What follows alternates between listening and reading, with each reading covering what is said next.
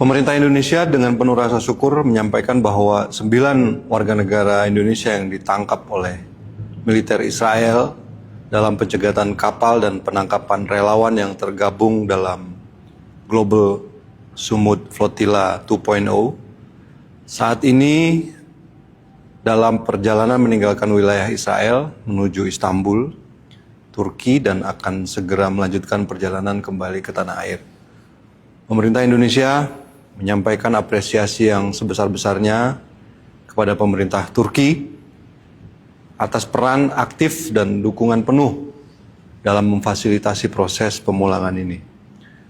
Perkembangan positif ini merupakan buah kerja keras dan koordinasi erat yang dilakukan pemerintah Indonesia secara intensif sejak menerima laporan pencegatan armada GSF 2.0 dan Kemlu RI melalui Direktorat Pelindungan WNI telah mengoptimalkan seluruh kanal diplomatik yang tersedia, termasuk melalui KBRI Ankara, KBRI Kairo, KBRI Roma, KBRI Amman, dan KJRI Istanbul, serta menjalin komunikasi aktif dengan otoritas dan mitra internasional terkait guna memastikan keselamatan dan percepatan pembebasan seluruh warga negara Indonesia.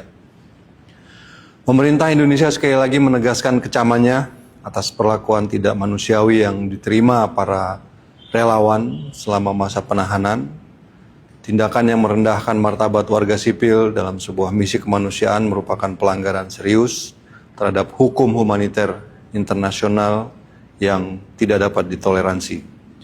Pemerintah Indonesia akan terus mengawal proses pemulangan ini hingga seluruh WNI tiba kembali ke tanah air dengan selamat.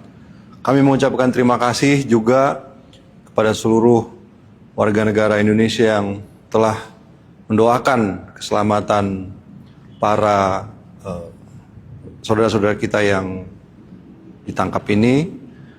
Dan terima kasih juga kepada Bapak Presiden Republik Indonesia atas arahannya sehingga proses ini bisa berlangsung dengan lancar. Terima kasih atas dukungan yang diberikan oleh Komisi 1 DPR RI yang terhormat serta semua pihak yang tidak mungkin kami bisa sebut satu persatu tanpa mengurangi rasa hormat.